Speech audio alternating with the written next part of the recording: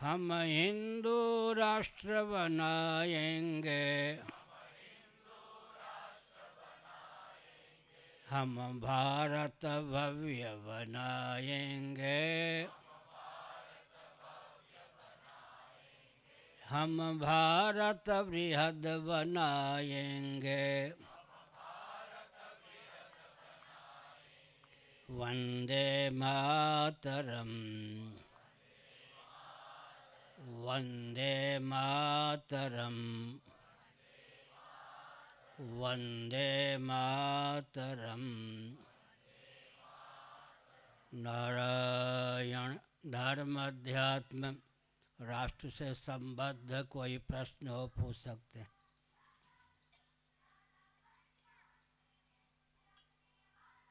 ये कहीं और जगह हो रहा है। अच्छा, कचरे की गाड़ी। अच्छा, बढ़िया। अच्छा, भजन हो रहा है। भगवान श्री, आपके चरणों में कोटि कोटि प्रणाम। मेरा बेटा आदित्य और बहू कनाडा है। उन्होंने प्रश्न किया है कि सौंदर्य लहरी की बारे में बताइए। इसे करने के लिए गुरु की आवश्यकता है या खुद ही कर सकते हैं, और इसके कोई साइड इफ़ेक्ट है या नहीं? Side effect? ठीक, बढ़िया। बैठ। एक बार जिसका उच्चारण ठीक हो ऐसे ब्राह्मण से सुनकर पाठ कर सकते हैं। नारायण। सौंदर्य लहरी भगवती सब प्रकार से सौंदर्य समन्विता हैं। सत्यम शिवम सुंदरम जो वेदांत वेद्य परमात्मा तत्व है, उसी की पराचिति की ही भगवती के रूप में अभिव्यक्ति है। सारार्थ यह है। आगे।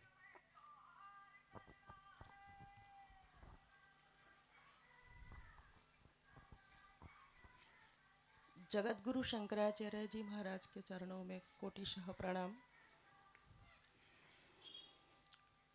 सर्वं खल्विदं ब्रह्म तज्जलानीति शांत उपासिताथ खलु क्रतुमयः पुरुषो यथा क्रतुरस्मिन् लोके पुरुषो भवति तथेतः प्रेत्य भवति सक्रतुं कुर्वीत। इसमें शांत भाव से उपासना कैसे करें? बैठिए। शांतम शिवमद्वैतम चतुर्थम मन्यन्ते स आत्मा विज्ञेय। द्वैत विरहित तत्व का नाम ही शांत है। अद्वय चिदात्म तत्व को शांत कहते हैं। अपने अधिकार की सीमा में उसकी उपासना से शांति संपलब्ध होती है। आगे।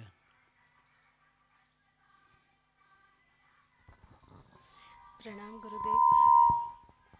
ये श्री विद्या के लिए मेरे प्रश्न है कि इसमें जो क्रमशः एक एक करके हम मंत्र लेते हैं, उसकी जो संख्या होते है उसे पूर्ण करते हैं, फिर दूसरा मंत्र लेते हैं। इस क्रम में महागणपति मंत्र का आप थोड़ा बता देंगे, उसका महत्व क्या है?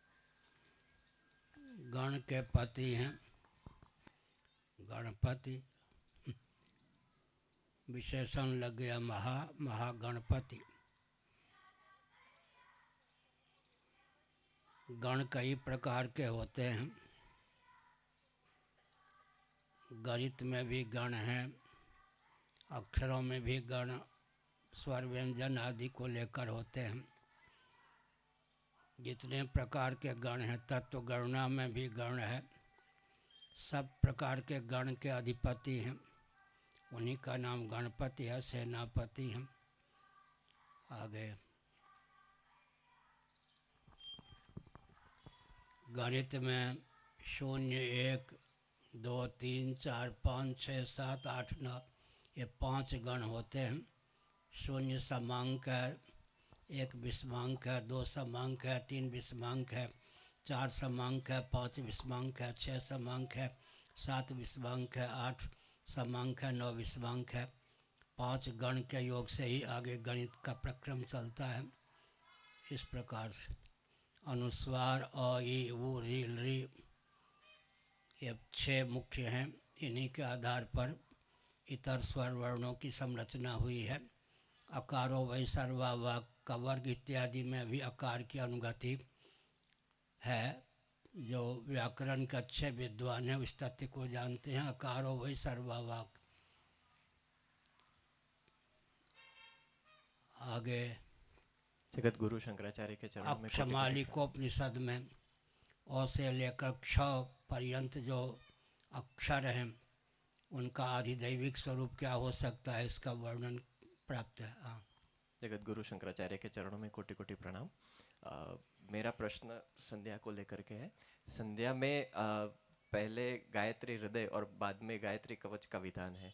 गायत्री कवच अलग अलग प्राप्त है। एक वशिष्ठ संहिता में प्राप्त है, एक विश्वामित्र रचित गायत्री कवच है, एक शिव पार्वती संवाद में गायत्री कवच है, और एक देवी भागवत में भी एक प्राप्त है। तो इनमें से कौन सा सर्वश्रेष्ठ देवी रहेगा? भागवत वाला आपके लिए अनुकूल है। धन्यवाद। बैठिए आगे।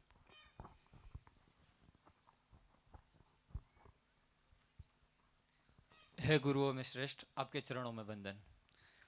वर्तमान समय में क्षत्रिय का क्या धर्म है, कृपा करके विस्तृत में समझाइए और आशीर्वाद दीजिए कि हम हमारे पूर्वजों की दिखाए मार्ग पर चलकर थोड़ा क्षत्र धर्म वजन का बढ़ा प्रणाम कर लीजिए, सकें। 5 किलो वजन बढ़ाइए।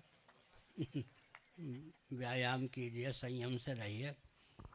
क्षतिग्रस्त होने से स्वयं को, समाज को, व्यक्ति को बचाना, विशेषकर ब्राह्मणों को क्षतिग्रस्त न होने देना क्षत्रिय का मुख्य कर्तव्य। स्वयं को क्षतिग्रस्त न होने दे। धर्म की रक्षा के लिए अगर प्राणों का न्योछावर भी करना पड़े तो तैयार है। मैं उदाहरण देता हूँ। बुद्धि सो जाती है सुसुप्ति में, अहम भी सो जाता है, लेकिन कोई मच्छर काटने आ गया तो परंपरा प्राप्त निसर्ग सिद्ध संस्कार संवेद भुजदंड वहाँ पहुँच जाता है। मच्छर चपेट में आ गया तो मच्छर का कचूमर निकाल देता है, नहीं तो खुजला ही लेता है। इसमें कौन से शक्ता है? अहम भी सो गया, बुद्धि भी सो गई, फिर भी हाथ में क्या क्षमता है? आज्ञा देने वाला कोई नहीं, फिर भी हाथ अग्रेसर। ये क्षत्रिय का स्वभाव हो गया। परंपरा प्राप्त निसर्ग सिद्ध संस्कार संवेद भुजदंड होता है। ऐसे क्षत्रियों में सुसुप्ति में भी ऐसे ऐसे क्षत्रिय हुए हैं, सिर काट देने पर भी, छिन्न मस्त हो जाने पर भी उन्होंने युद्ध में कौशल दिखाया, जौहर दिखाया। स्वयं को क्षतिग्रस्त न होने दे। आवश्यकता पड़ने पर प्राणों की बाजी लगाकर भी धर्म और ईश्वर के समर्थन में खड़ा हो जाए और अस्तित्व आदर्श पर जो प्रहार करे उसे भिड़ जाए। लेकिन आजकल कानून को देखते हुए भिड़ना चाहिए, नहीं तो उल्टा ही दर्द मिल जाए। आगे। नारायण गुरुदेव। मेरा प्रश्न ये है कि लक्ष्य की पहले सिद्धि होती है क्या लक्ष्य के पहले ज्ञान होता है? क्या कह रहे हैं? बिना ज्ञान के ध्यान कैसे होगा? लक्ष्य की सिद्धि का लक्ष्य का ज्ञान तो होना चाहिए। ब्रह्मत लक्ष्य मुच्यते प्रणवो धनुषरो ही आत्मा। ब्रह्म का ज्ञान होगा तब तो लक्ष्य निर्धारण होगा। बिना ज्ञान के ध्यान कैसे होगा? ज्ञानात् ध्यानम विशिष्यते, लेकिन ज्ञान होगा तब तो ध्यान होगा। आगे। साक्षात शंकर के चरणों में नमस्कार, दंडवत।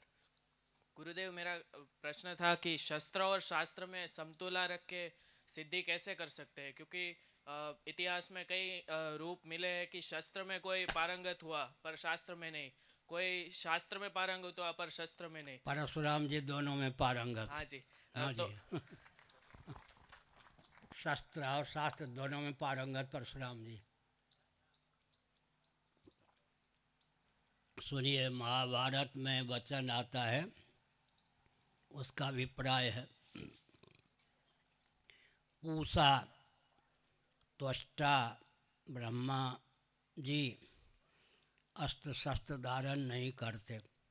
निशस्त्रीकरण के पक्षधर न होने पर भी अस्त्र शस्त्र धारण नहीं करते।